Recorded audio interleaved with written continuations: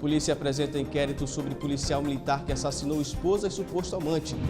Hoje, a delegada Viviane Fontinelli, que é chefe do Departamento de Feminicídio da Polícia Civil, em coletiva à imprensa, trouxe detalhes sobre as investigações. E você vai ver também iniciada a campanha para a doação de sangue no Hemomar. Em outros períodos do ano, passam por aqui de 150 a 180 doadores, mas o Hemomar precisa mesmo é de 300 doadores por dia para atender a demanda do Estado. Sargento do Corpo de Bombeiros é espancado após bater em caminhonete no Maranhão. O caso teve bastante repercussão nas redes sociais. Além disso, as agressões ao militar foram registradas por câmeras de monitoramento de moradores que residem na rua Simplício Moreira, em Imperatriz. E ainda, técnica de decorações de bolos está em evidência no Brasil. É um trabalho que exige um pouquinho de paciência, porque é coordenação de movimentos até ficar craque, né? É por isso que os confeiteiros correm firmes para poder aprender, né? Não é tão fácil, mas a gente consegue com muito treino. Estas e outras notícias agora no Band Cidade.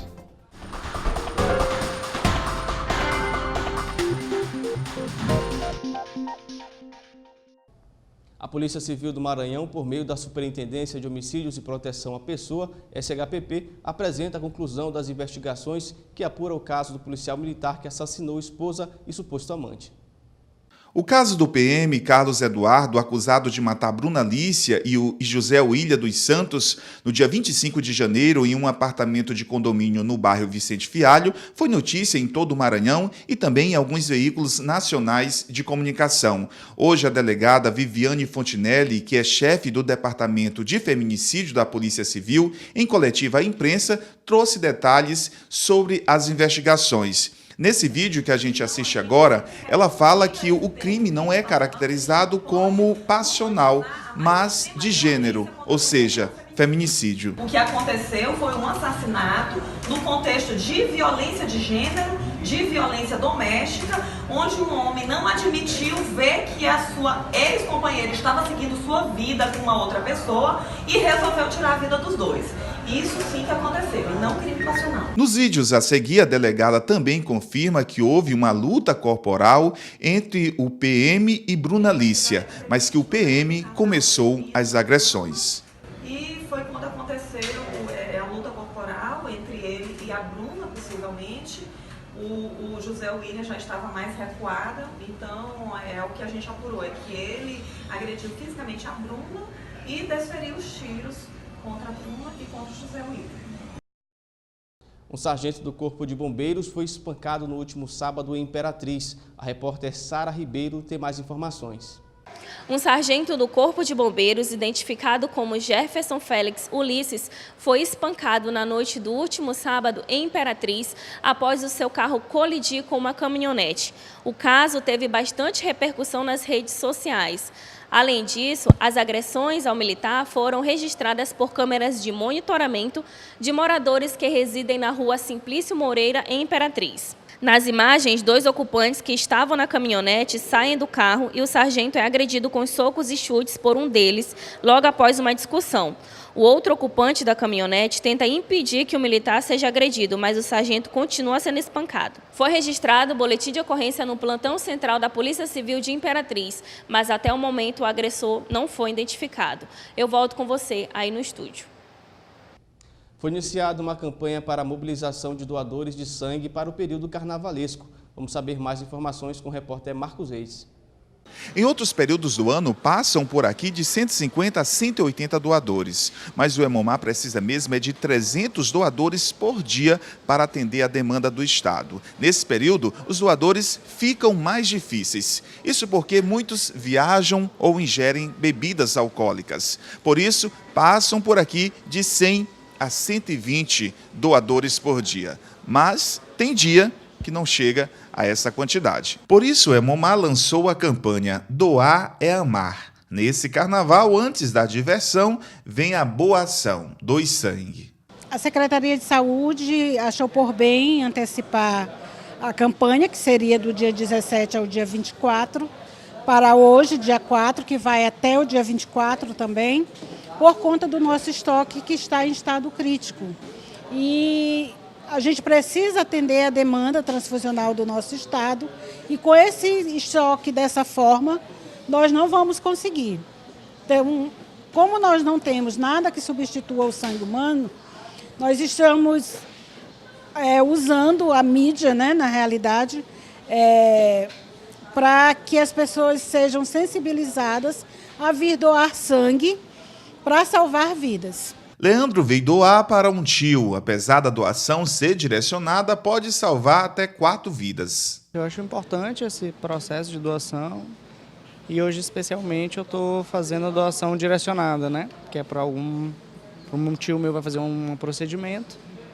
E aí é isso, a gente veio ajudar. É importante ajudar. O banco de sangue está bem crítico, explica a assistente social. Ontem haviam 19 bolsas de sangue do tipo O negativo. Hoje teve um aumento, 55, mas ainda não são suficientes para atender a demanda. Com essa quantidade, nós não conseguimos atender ao número de hospitais que nós temos no estado e também todo o estado do Maranhão. Embora a gente tenha os hemonúcleos em Santo Inês, Codó, Pedreiras, Imperatriz, Caxias, Balsas e Pinheiro, mesmo assim o nosso estoque não chega no número suficiente para atender a demanda transfusional. E como nós não temos nada que substitua o sangue humano, a gente apela, né, para a mídia, para tentar sensibilizar as pessoas a fazer esse ato, que é de grande importância, e sem ele nós não podemos garantir que o nosso estoque chegue no número suficiente para atender. Para quem quiser salvar vidas, a campanha vai de 4 a 24 desse mês. Para mais informações, basta ligar 3216 1134. O atendimento é de segunda a sexta-feira, de 7 às 18 horas e no sábado, de 7 às 12 horas. Veja agora a previsão do tempo para esta quarta-feira no Maranhão.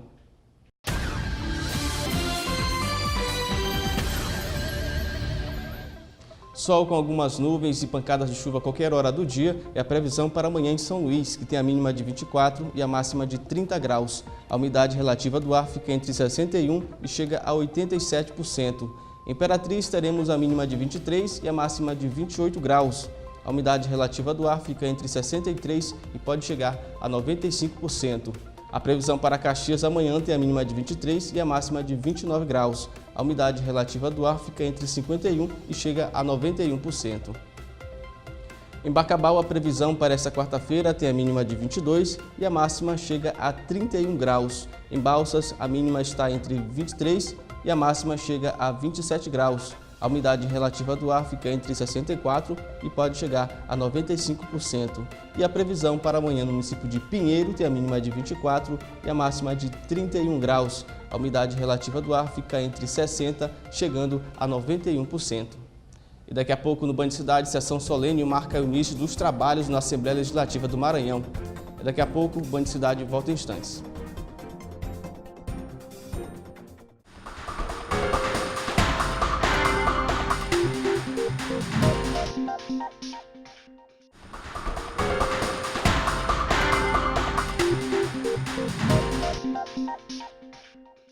A Assembleia Legislativa do Maranhão realizou nesta segunda-feira sessão solene que marcou o início dos trabalhos, que contou com o hasteamento das bandeiras.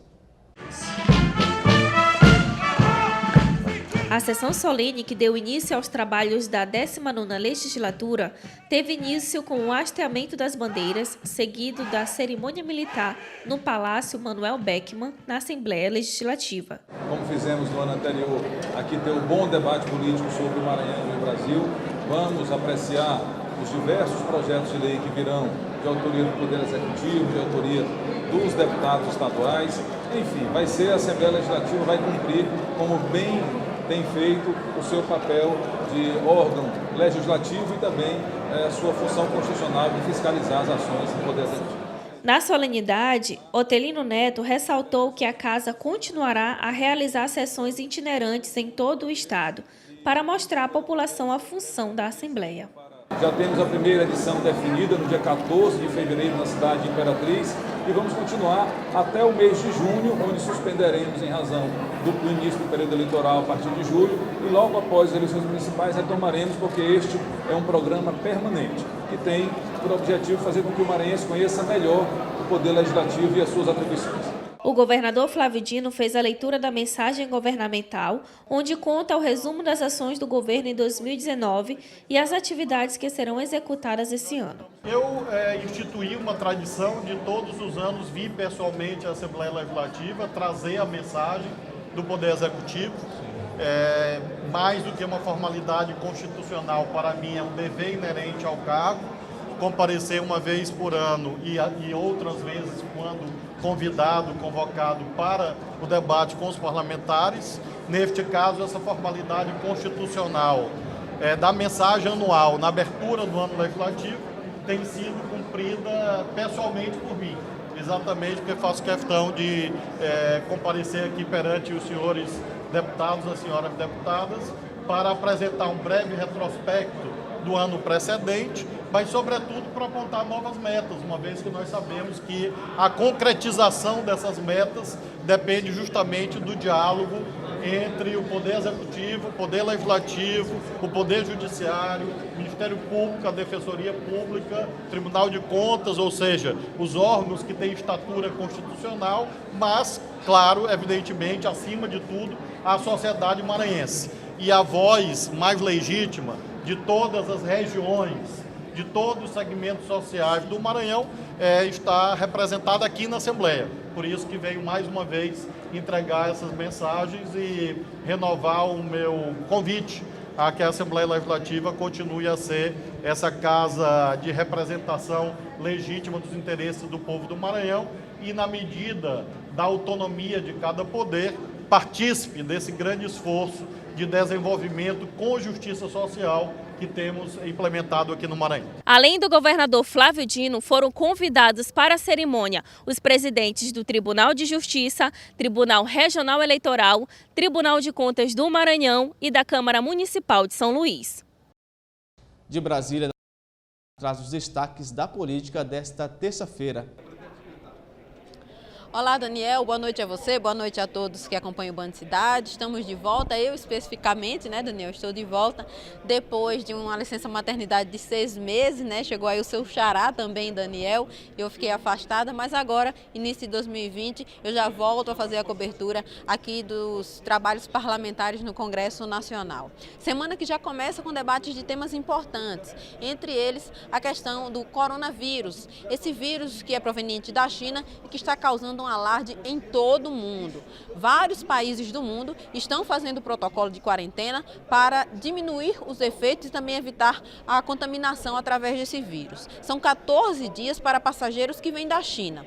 O Ministério da Saúde, aqui no Brasil, através do ministro Luiz Henrique Mandetta, anunciou que essa quarentena, ao invés de 14, será de 18 dias e que o Ministério vai tomar todos os procedimentos necessários. Porém, as regras para a aplicação desse protocolo devem passar aqui pelo plenário Ulisses Guimarães e os deputados devem analisar ainda essa semana para a votação dessas regras. Um outro tema que também deve, de certa forma, furar a fila em relação à pauta diz respeito ao afastamento do deputado da Paraíba pelo PTB, Wilson Santiago. Ele foi denunciado pela Procuradoria-Geral da República e afastado pelo Supremo Tribunal Federal por causa de acusações relacionadas ao desvio de verbas em obras no interior do estado da Paraíba. Esse afastamento se deu pelo STF, mas deve ser julgado aqui pelos seus pares no plenário Ulisses Guimarães. E esse assunto deve ser tema na pauta desta quarta-feira, no caso, amanhã. E existe toda uma expectativa, Daniel, em relação ao trabalho das bancadas em 2020. Nós conversamos com o deputado Hildo Rocha, que falou sobre quais serão as ênfases da bancada do estado do Maranhão para esse ano aqui no Congresso. Olha, nós estamos aguardando muito que os órgãos federais olhem com o melhor carinho o estado do Maranhão. Nós estamos com problema nas nossas rodovias federais que passam pelo Maranhão. Tanto a 135 tem um pedaço muito ruim, outras BRs que precisam de um cuidado maior, a própria 226. E nós temos contribuído como deputados e senadores do Maranhão, nós temos colocado orçamento para que o DENIT possa tratar bem o Maranhão, possa fazer reparos nas estradas e também reformá-las, assim como construir novos trechos de duplicação para a 135 e também para a BR-222. Tá, e, portanto, Daniel, o deputado Hildo Rocha, esse ano deve ser encurtado, de certa forma, deve ter agenda um pouco mais apertada por causa das eleições municipais. E existe um esforço por parte do Palácio do Planalto para que um dos objetivos seja votar todas as pautas relacionadas à pasta da economia. De Brasília, Fernanda Martinelli, para o Band Cidade. Agora vamos falar de esporte. Érica, o Moto venceu o Pinheiro, né, Érica? Exatamente, Daniel. Inclusive em uma partida, na minha opinião, a mais movimentada até agora no campeonato estadual, onde os dois times iam para o ataque constantemente. Realmente muita movimentação, principalmente no primeiro tempo. E você acompanha tudo como foi essa partida agora, aqui com a gente. Fechando a rodada com Moto e Pinheiro, os dois times venceram em suas estreias e ambos entraram procurando o caminho do gol. Quem abriu o placar logo aos 7 minutos foi o time rubro-negro, com Giovani.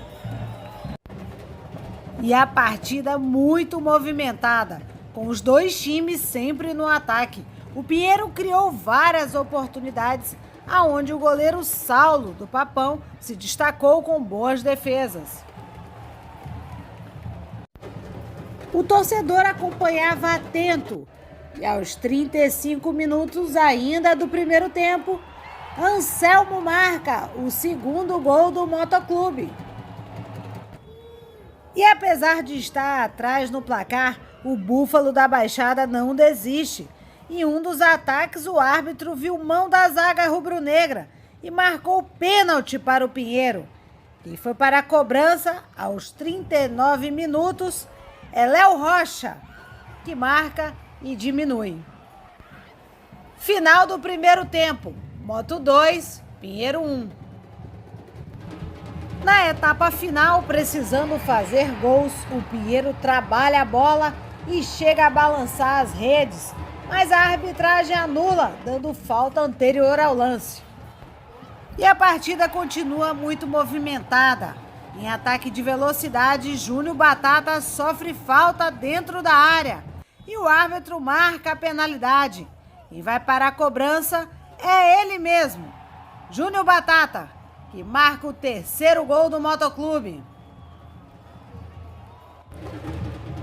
O Pinheiro ainda balança novamente as redes, mas o jogador estava impedido e o gol foi anulado. Fim de papo no Castelão. O Moto vence novamente e segue no topo da tabela da competição. Infelizmente não deu. Futebol vocês que estão dia a dia dentro de campo aí acompanhando futebol, sabem que futebol é detalhe, né? Nós massacramos o time deles.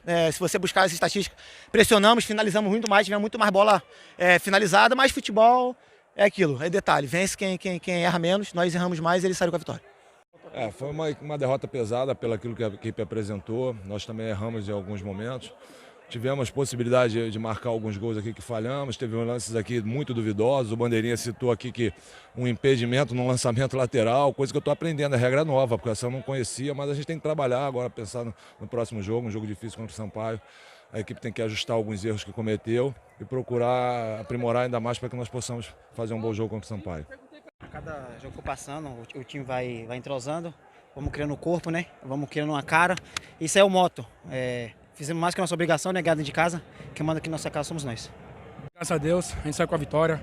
A gente tem um respeito muito grande pelo Pinheiro, que é um grande time, cara. Tem grandes jogadores, mas eu acho que o grupo está de parabéns, foi um grande jogo. E agora é só descansar para a próxima partida. E é isso aí, o intuito é classificar o mais rápido possível, né?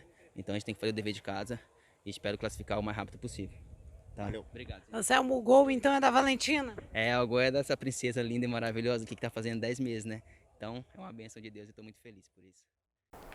É isso, o próximo confronto do Pinheiro é dentro de casa, confronto duríssimo contra o Sampaio Corrêa, a Bolívia querida, que vai até o Costa Rodrigues aí para essa próxima disputa. Já o Motoclube tem pela frente o São José de Ribamar, que busca se recuperar na competição agora no sábado, próximo sábado no Castelão, às 16h30, Daniel. Obrigado, Érica. E daqui a pouco no Band Cidade, técnica de decorações de bolo entra em evidência no Brasil. Daqui a pouco a gente volta já.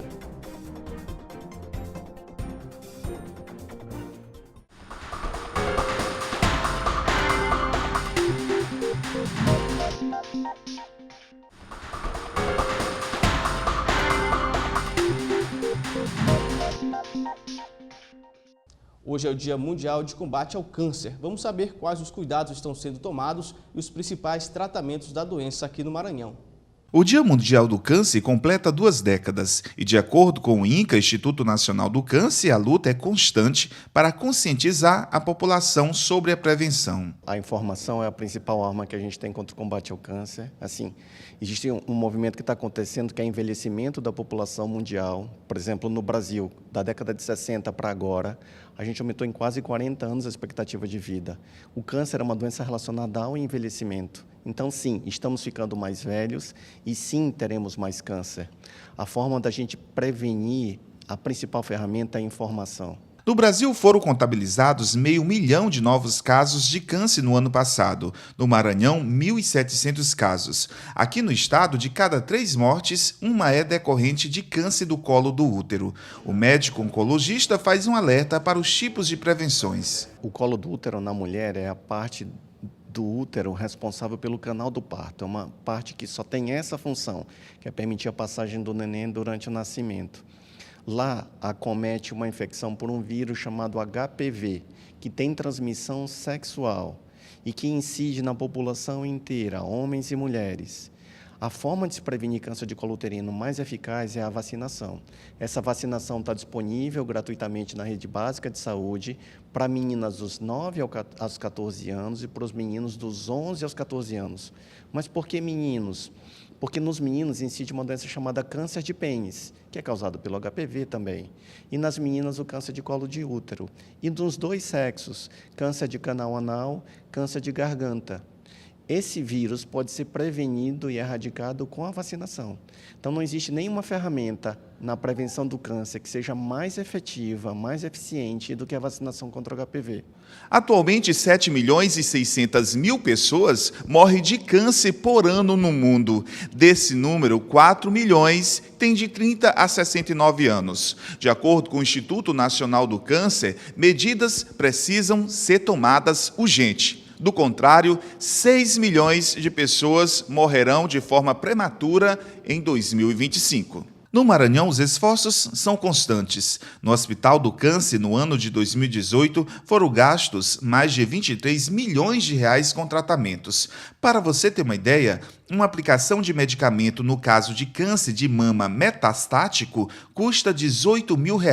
O SUS envia 2.300. O restante fica por conta do governo. O hospital é referência em 3 procedimentos. Primeiro, programa de cuidados paliativos, que é quando os tratamentos tradicionais falham e o foco é os sintomas e não mais a doença. Segundo, serviço de hematologia, cuidados com tumores de sangue como leucemia e linfomas. E o último, que é raro no Brasil, o acesso a medicamentos de alto custo, que o SUS não ofertam e prolongam em até 17 meses o tempo de vida do paciente. Outra preocupação por parte das instituições de saúde é a saúde do homem. Inclusive, foi tema no ano de 2019 do Dia Nacional de Combate ao Câncer, comemorado em 27 de novembro. O Maranhão é o território que mais tem casos de câncer de pênis no mundo. O câncer de pênis tem relação com 2 fatores principais.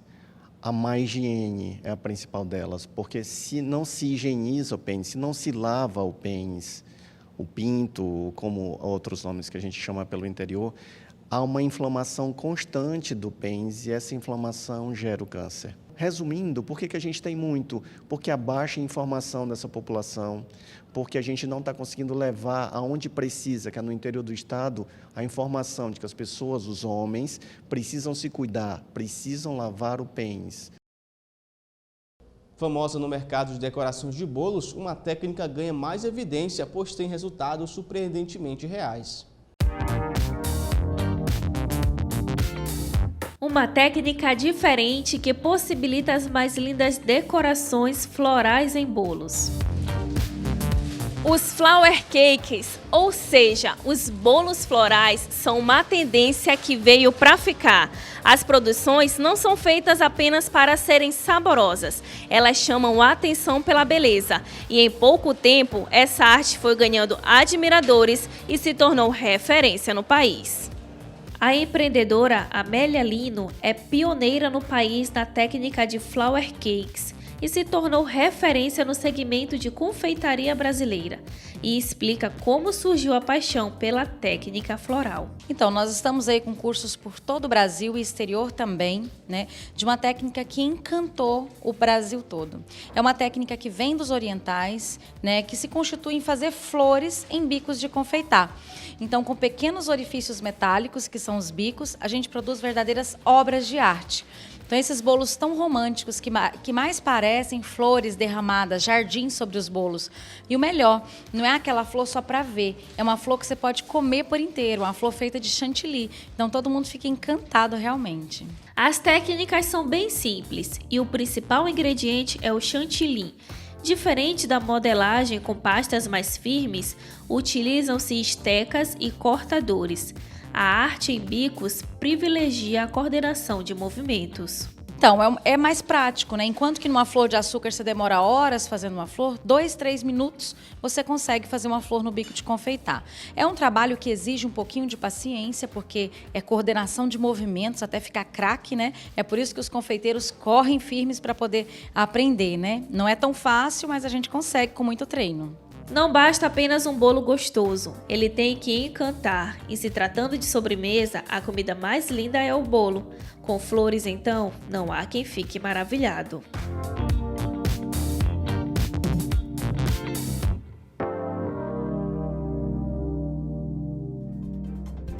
Se quiser rever estas e outras informações, você pode acessar o YouTube da Band Maranhão e também pode mandar sua sugestão de pautas para o e-mail jornalismobandma@band.com.br.